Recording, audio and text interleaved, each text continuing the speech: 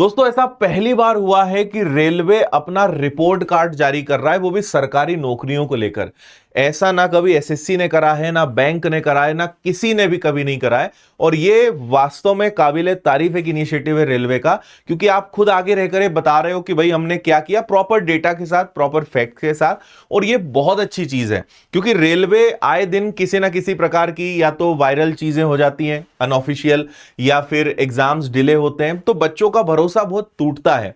पर अगर ऐसे रिपोर्ट्स जारी होती हैं तो एक क्लैरिटी आती है, एक ट्रांसपेरेंसी डेवलप होती है और बच्चों को एक भरोसा इसमें आता है। और आगे कितनी भर्तियां आ सकती हैं, कितनी संभावना है, क्या उनके मन में चल रहा है, और कौन से एग्जाम कब होंगे, और अभी तक क्या रहा है, ये सारी चीजें यहां पे उन्होंने बताने की कोशिश करी है।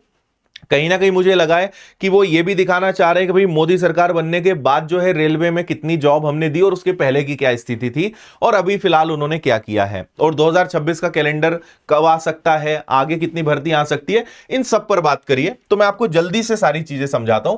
पहले तो इन्होंने ये कहा कि 2024-25 में हमने 1,20,579 लगभग 1,20,000 वैकेंसीज को जारी किया है। या तो उनकी प्रक्रिया चल रही है या उनमें से कुछ एक की ज्वाइनिंग हुई है, जो भी है, लेकिन इतनी भर्तियां इन्होंने भी पिछले 2 साल में निकाली। और पिछले 11 सालों में टोटल 5 लाख लोगों को इन्होंने नौकरियां दे दी हैं रेलवे में, ऐसा इनका कहना है। और सबसे खास बात जो वाकई में है, क्योंकि पेपर लीक एक बहुत बड़ी समस्या है, लेकिन रेलवे ने उसको कंट्रोल करा है। टीसीएस, जहां से सब लोग भाग रहे हैं जिस कंपनी से, क्योंकि ऑब्वियसली बड़ी कंपनी है, रेट ज्यादा होते हैं और चीजें भी वैसी, सर्विसेज भी वैसी मिलती है, तो रेलवे ने टीसीएस को पकड़ के रखा है कि भाई हम चाहते ही नहीं कि किसी प्रकार की धांधली हो, नकल हो, पेपर लीक हो। और वास्तव में बिना पेपर लीक के, बिना किसी कदाचार और परीक्षा की निश्चितता के साथ 59,678 पदों के लिए जो है एग्जाम्स हो चुकी हैं। किसी का सीबीटी 1 हुआ है, किसी का सीबीटी 2 हुआ है। और आप देखेंगे कि रेलवे में फॉर्म भरने वालों की जो संख्या है वो बाकियों से कई गुना ज्यादा होती है। मतलब जहां पे 30 लाख, 40 लाख, 50 लाख फॉर्म भराते हैं, यहां पे आप अगर उनको देखोगे तो करोड़ों की संख्या में फॉर्म भराते हैं।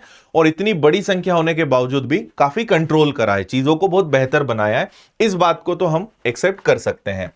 तो आगे इन्होंने सारी चीजें लिखी हैं, फिर यहां पे पूरा बताया है जो चीज उन्होंने ऊपर शॉर्ट में लिखी है, कौन कौन से पद हैं। और ये सबसे खास बात देखिए कि भाई एएलपी के लिए 18,799 वैकेंसी थी, सीबीटी 1 में 18,40,000 बच्चे बैठे थे, 156 शहरों में 15 भाषाओं में परीक्षा हुई थी। तो ऐसे हर परीक्षा का इन्होंने लिखा हुआ है कि किस परीक्षा में कितने पद निकले, कितने बच्चे उसमें बैठे। जैसे एनटीपीसी का देखोगे तो ग्रेजुएट लेवल के लिए 8,113 वैकेंसीज थी, जिसके लिए 58 लाख बच्चे बैठे थे। ठीक है। और वहीं अगर एनटीपीसी में अंडर ग्रेजुएट की बात करें, मुझे लगता है कि शायद यहां टाइपिंग एरर है, क्योंकि ये स्नातक है और ये गैर स्नातक है, 12th लेवल होना चाहिए। तो इसकी 3,445 वैकेंसीज थी, जिसके लिए 63 लाख बच्चे परीक्षा में बैठे थे। और इसी के बाद इन्होंने फिर आगे और भी जो दूसरा है, जैसे एएलपी के लिए सीबीटी 2 हो गया है ना, जेई और इन सब के लिए सीबीटी 2 हो गया, वो भी बता दिया कि कितने बच्चे बैठे। और इसके बाद जो पूरा हो चुका है वो भी बता दिया कि एलपी पद के लिए कंप्यूटर आधारित योग्यता परीक्षा सीबीटी भी पूरी हो चुकी, इसका विवरण यहां पर है। और आगे थोड़ा सा आप बढ़ते हैं तो इन्होंने ये तो जो था वो 2024 का था, फिर उन्होंने 2025 का भी बता दिया कि 2025 में हमने लोको पायलट की वैकेंसी इतनी निकाली और उसका जो है नोटिफिकेशन मार्च में आया, फिर टेक्नीशियन, पैरामेडिकल। अब यहां सबसे खास बात है जिससे आपके एक प्रश्न का जवाब मिलेगा। देखो, पहला तो है कि 2024 में जो ग्रुप डी निकला था उसका जो भी केस था, सारी चीजें थी, वो मामला अब सेटल हुआ है और उसकी डेट भी आ चुकी है। मतलब आपको पता ही है कि ग्रुप डी की एग्जाम्स और सारी प्रोसेस अब हमारे सामने है। अब अगला सवाल यह उठता है कि 2025 का ग्रुप डी कब आएगा। तो अगर आप 2025 के पैटर्न को देखें तो एलपी 2024 के बाद 2025 में आ गया, टेक्नीशियन आ गया, पैरामेडिकल आ गया, अनुभाग नियंत्रक आ गया, जूनियर इंजीनियरिंग आ गया, एनटीपीसी ग्रेजुएट और अंडर ग्रेजुएट दोबारा आ गया। अभी ग्रुप डी का 2024 का एग्जाम बचा है और ग्रुप डी 2025 का फ्रेश आना बचा है। और इतनी भर्तियों के बाद अब केवल ग्रुप डी ही बचा है। तो दो चीजें एक साथ होंगी कि एक तो ग्रुप डी की 2024 की परीक्षा, जो कि डेट हमें पता ही चल चुकी है, और 2025 का नोटिफिकेशन भी आपको इस महीने या अगले महीने में देखने को मिलेगा। और एक और बड़ी चीज कि 2026 का एग्जाम कैलेंडर भी आपको जनवरी में देखने को मिल सकता है। क्योंकि ये तो वो है जो सब जारी हो चुके हैं, और ये भी कहा गया है कि हर साल हम भर्तियां निकालेंगे, तो भर्तियों की संख्या कम होगी क्योंकि हर साल वैकेंसी निकालना है। तो 2026 में आपको कैलेंडर भी देखने को मिलेगा रेलवे का, और ये सब नए नोटिफिकेशंस आपको वापस से मिलेंगे।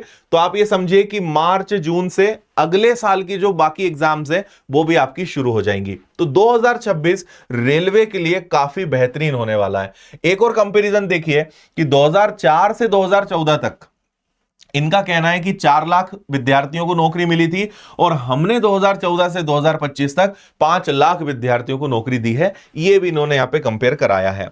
और फिर इन्होंने कहा है कि भाई हमारा यही है, ठीक है, वार्षिक कैलेंडर लागू होने से उम्मीदवारों को निम्नलिखित लाभ हो रहे हैं, और उम्मीदवारों के लिए अधिक अवसर हैं, हर साल पात्र बनने वालों का अवसर, परीक्षा की निश्चिंतता और तीव्र भर्ती प्रक्रिया, और ये सारी चीजें। तो ये सब इन्होंने लिखा है कि हम अश्योर करते हैं, ये है वो है सारी चीजें।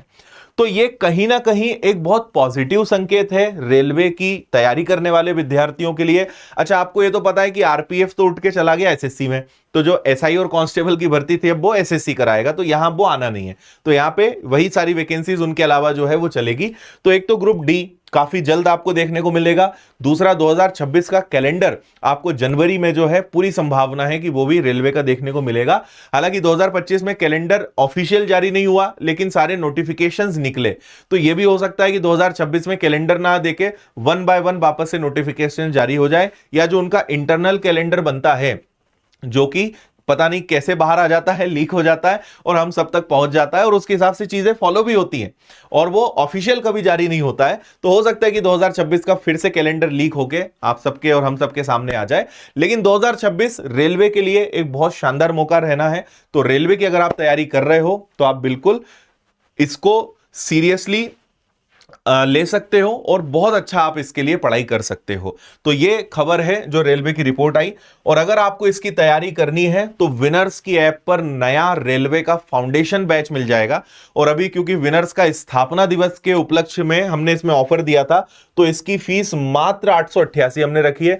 18 महीने की वैलिडिटी है, और सारे टीचर्स आपको मिलेंगे। मतलब मेरी क्लास तो मिलेगी, लेकिन उसके अलावा 1 2 3 4 5 6 7 8 9 10 11 12 टीचर्स की टीम आपको इसमें मिल रही है, जो आपको शानदार तरीके से पढ़ाएंगे।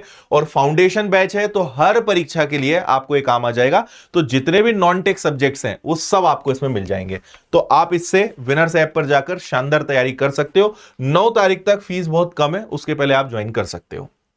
बाकी फिर टेस्ट सीरीज भी आपको मिल जाएंगी, हर एक विषय की किताबें मिल जाएंगी, पूरा सेट भी ले सकते हो, एक एक किताब भी ले सकते हो। तो ये सब आपको विनर्स एप्लीकेशन पर मिलेगा, वहां से आप चीजों के साथ जुड़ सकते हैं। तो फिलहाल यही अपडेट है, और कोई इंफॉर्मेशन आपके काम की आती है आपके लिए मैं लेकर आऊंगा। थैंक यू, जय हिंद।